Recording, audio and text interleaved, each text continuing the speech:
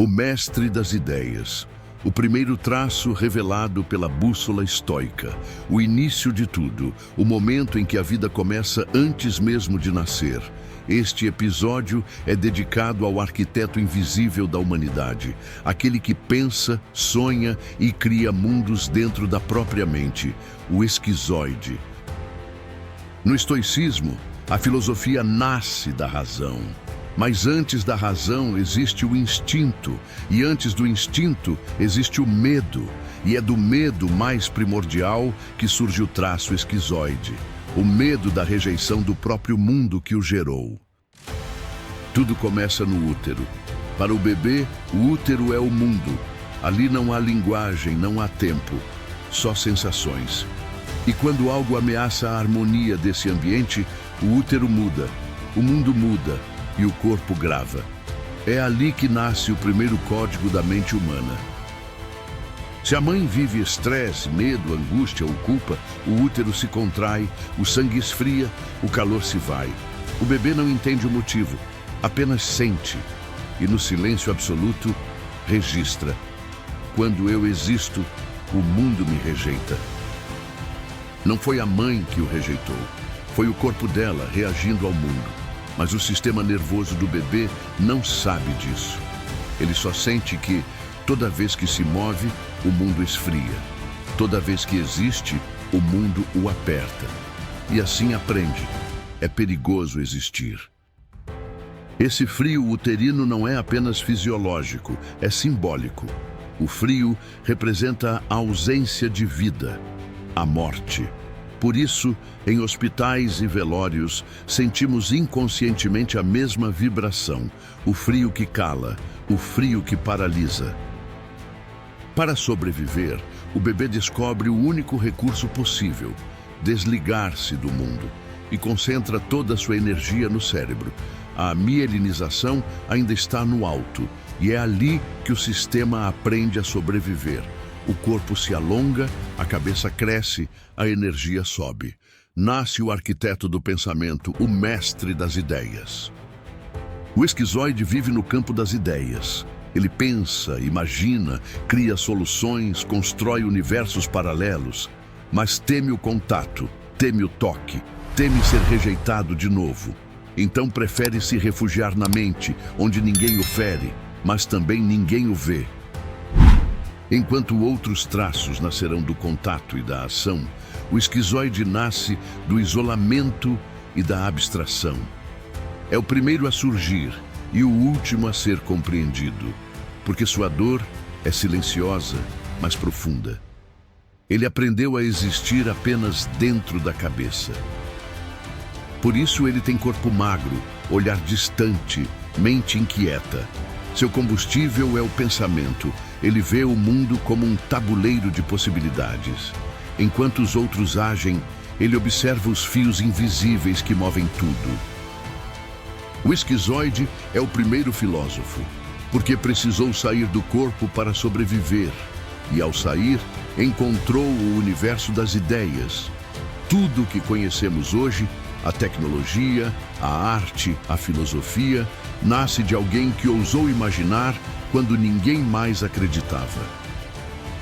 Mas sua genialidade é também sua armadilha, porque quanto mais vive na cabeça, mais o corpo se apaga. Ele sente, mas racionaliza. Ama, mas se protege. E no fundo, continua tentando resolver o mesmo enigma: como existir sem ser rejeitado. Por isso, o esquizoide cria para ser aceito, cria para provar que pode existir sem depender do toque. Cada invenção é uma tentativa de reaproximação, mas quando o mundo rejeita suas ideias, a dor renasce e o ciclo se repete. A grande autossabotagem do traço esquizoide é acreditar que só poderá mostrar suas ideias quando forem perfeitas. Ele tem uma fábrica incessante de criações, mas cada nova ideia gera outra, e a execução fica sempre adiada para amanhã. Ele acorda com uma ideia brilhante, conta para o sócio. À noite, já teve outra melhor. No dia seguinte, mais uma ainda. E assim, gira o ciclo eterno de aperfeiçoar o que nunca foi testado. O mundo perde projetos incríveis e ele reforça a crença: ninguém me entende. Essa é a dor que se torna secundária, quando rejeitam suas ideias. Cada recusa é como reviver o útero frio. Mas o pior de tudo não é ser rejeitado pelos outros. É o momento em que ele mesmo se rejeita e enterra a própria semente. Essa é a essência do que a física chama de efeito Zenão. Quando algo é observado o tempo todo, ele nunca muda de estado. O esquizoide cava e recava suas ideias, querendo aperfeiçoar antes de plantar. E no fim, a semente morre, sufocada pelo excesso de análise. Mas há uma diferença crucial. O efeito Zenão da física nada tem a ver com Zenão de Sítio, o fundador do estoicismo. Um homem que, ao perder tudo, teve a coragem de plantar uma ideia. E essa ideia frutifica há mais de 2.300 anos. Zenão de Sítio foi, em essência, um esquizoide no recurso. Ele imaginou o impossível, transformar o sofrimento em filosofia. Pegou sua ideia, plantou, permitiu que germinasse e deu frutos. Séculos depois, nós ainda colhemos sua obra. Quando o esquizoide não age, o mundo empobrece. Mas quando ele se permite criar e delegar, a humanidade avança. A lâmpada, o avião, o computador, a inteligência artificial, tudo nasceu da mente de um esquizoide que ousou confiar. Ele não precisa executar tudo. Precisa permitir que suas ideias ganhem corpo, registrar, catalogar, entregar para quem tem energia de ação. Assim, a mente cria e o corpo do outro realiza. A genialidade, então, encontra propósito. Esse é o maior passo de libertação do esquizoide. Aceitar que pensar não é tudo, é o início de tudo. Quando delega, ele transforma o invisível em visível e deixa de ser um gênio preso em uma caverna para se tornar um criador do mundo real. O esquizoide é aquele que vê o que ninguém vê. Ele antecipa o futuro, traduz o invisível e oferece soluções. Mas precisa de coragem para confiar nos outros, porque sem conexão, sua genialidade evapora no ar como um sonho. Eis o paradoxo. Ele é o traço mais distante e o mais necessário. Sem ele, não haveria inovação. Ele é o ponto zero da criação. Mas precisa lembrar, a mente é o leme, não o navio. Cada vez que o esquizoide se nega a mostrar suas ideias, ele reforça a crença inconsciente de que o mundo não o aceita. E cada vez que compartilha, um pedaço do útero frio se aquece. Ele cura o mundo à medida que cura a si mesmo.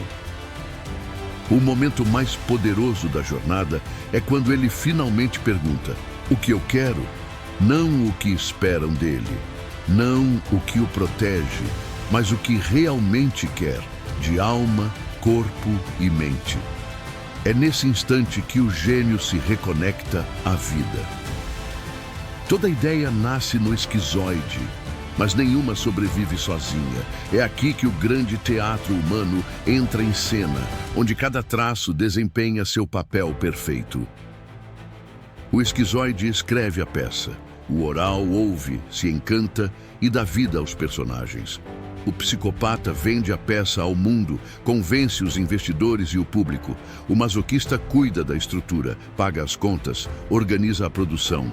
E o rígido sobe ao palco, brilha e encanta. A peça é um sucesso, porque todos atuaram juntos. É isso que o esquizoide precisa compreender. Ele não está sozinho no navio. Seus traços são tripulantes e cada um tem uma função. A genialidade nasce quando o capitão confia na tripulação. Muitos me perguntam: Beto, qual é a proporção ideal dos traços para um vendedor, para um empresário, para um realizador? E a resposta é sempre a mesma: a sua proporção. Ela é exatamente o que você precisa para viver a sua missão. Até hoje, você navegou sem conhecer seu navio. Agora, com a bússola estoica, pode ver o mapa completo, entender como foi programado, como reage, como se protege e como vence. E a pergunta que fica é: o que você vai fazer com isso?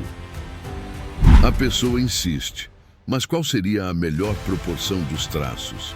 E eu respondo, a sua, com todos os traços no recurso. E se algum traço for pequeno em proporção, é aí que entra a arte de se associar, de se relacionar, de delegar. Você não precisa ser tudo, precisa se conhecer. Quando entende o papel de cada traço, começa a construir relacionamentos inteligentes, sociedades harmoniosas e uma vida coerente com a sua natureza. O esquizoide não veio ao mundo para ser mais um. Veio para ver o que ninguém vê, para criar o que ainda não existe. Mas agora, ele precisa permitir que o mundo veja o que ele vê. O mundo precisa da sua visão. Se você é esquizoide, saiba, não há nada errado com você. Você não é frio, você só aprendeu a se proteger. Agora é hora de usar a mente como ferramenta, não como muralha. O pensamento não é fuga, é dom. As maiores invenções da humanidade nasceram da mente esquizoide. O computador, o avião, a lâmpada, o smartphone, a inteligência artificial. Tudo veio de alguém que imaginou o impossível e confiou o bastante para entregar ao mundo. A genialidade só se manifesta quando é compartilhada. Guardar ideias é mantê-las presas no útero frio. Oferecê-las ao mundo é um ato de amor. A filosofia estoica nasceu assim, de uma mente que ousou transformar perda em sabedoria. Portanto, a pergunta final, a pergunta das perguntas é esta: o que você quer? Essa resposta é a semente que vai mover sua alma. Se for forte o bastante, vencerá o medo da rejeição e colocará sua ideia em movimento. A jornada do esquizoide é a jornada do Criador. Ele é o primeiro a despertar, o primeiro a imaginar e o primeiro a duvidar de si mesmo. Mas quando se reconecta ao corpo e assume o leme, ele deixa de ser apenas um pensador e se torna o arquiteto da própria alma, o mestre das ideias.